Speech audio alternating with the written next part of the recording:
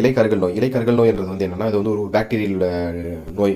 இது வந்து எப்படியெல்லாம் இது பண்ணும்னா, இலை வந்து நாட்டிலேயே வாடிடும். நாட்டிலே வந்து ரொம்ப வாடிடும். அதுவும் நம்ம மஞ்சள் நுனிலேருந்து அடிப்பகுதி வரைக்கும் மஞ்சள் நிறத்துலேருந்து வைக்கோல் நிறமாக, அதாவது முதிர்வுக்கு முன்னாடியே வந்து மஞ்சள் வைக்கோல் நிறமாக மாறிடும். அதுவும் இல்லாமல் வந்து சுருண்டு வந்து வாடிவிடும். இது வந்து தண்டு துளைப்பான். அதுவும் தண்டு துளைப்பான் மாதிரியே தான், இதுவும் தண்டு துளைப்பான் மாதிரியான ஒரு இது இருக்கும். எப்படின்னா பதனி நெல் வரும், அப்படின்னா வெள்ளை மணிகள் வரதுக்கான வாய்ப்புகள் அதிகமாக இருக்குது. இந்த பாக்டீரியல் நோயை பொறுத்த வரைக்கும் என்னென்னா நீர் கசிவு, அதாவது பனித்துளிகள் போன்ற அமைப்பு வந்து பகல் நேரங்களில் காலை நேரங்களில் வந்து தென்படும். இது எப்படி இது வந்து நம்ம விட்டுட்டோம், இது என்ன பனித்துளிகள் தான் அப்படின்றத விட்டுட்டோம் அப்படின்னா சரியான இது இல்லாமல் ஒளி சேர்க்கை செய்ய முடியாமல், அதாவது காய்ந்த பிறகு ஒளி சேர்க்கை செய்ய முடியாமல் வந்து செடிகள் இறப்பதற்கான வாய்ப்புகள் அதிகமாக இருக்குது.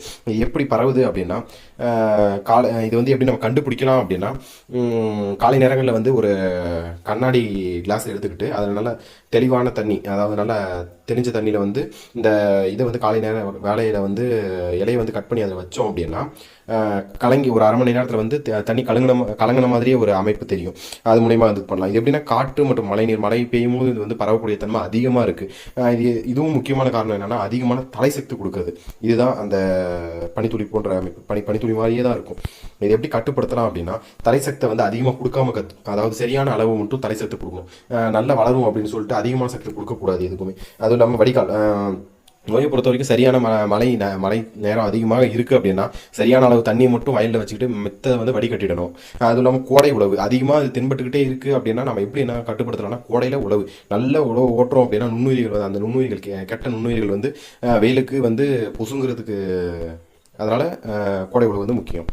அடுத்து இதை எப்படி கட்டுப்படுத்தலாம்னா, மாட்டு சாணம் வந்து இலையுறை அழுகலை வந்து மாட்டு சாணத்தை வந்து தெளிக்கிறது மூலியமாகவும் கட்டுப்படுத்தலாம். அதாவது பஞ்சகாவியம் மூலியமாக இயற்கை மூலியமாக இது பண்ணலாம். அப்படி இல்லை இந்த இலையுறை கருகள், இலையுறை அழுகல் மற்றும் இலையுறை கருகள் மற்றும் நெல்லோட நிறம் மாறுற இது, அதெல்லாம் வந்து எப்படின்னா 2-3 வைரஸ், 2-3 பாக்டீரியாக்கள் ஒன்று சேர்ந்து 2-3 பூஞ்சைகள் ஒன்று சேர்ந்து நடக்க விஷயம்.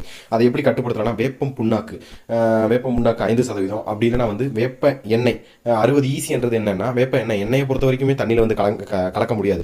அது எப்படி நம்ம தண்ணியில் வந்து தண்ணியோட கலங்கிறது எப்படி அப்படின்னா, சோப்பு ஒரு 3 கிராம் மட்டும் 10 லிட்டர் தண்ணி எடுத்துக்கிறோம் அப்படின்னா வேப்ப எண்ணெய் வந்து 30 ml தண்ணி தான். 30 ml வேப்ப எண்ணெயும் 10 லிட்டர் தண்ணியில் வந்து ஒரு 3 கிராம் இல்லை ஒரு 5 கிராம் சோப்பை போட்டு கலக்கணும் அப்படின்னா அது தண்ணியில் வந்து கரைஞ்சிடும். அதுக்கப்புறம் நம்ம தெளிக்கிறது ஈஸியாக இருக்கும்.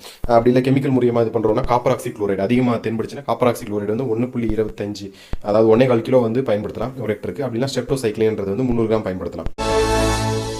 இனி விரல் நுனியில் விவசாயம்.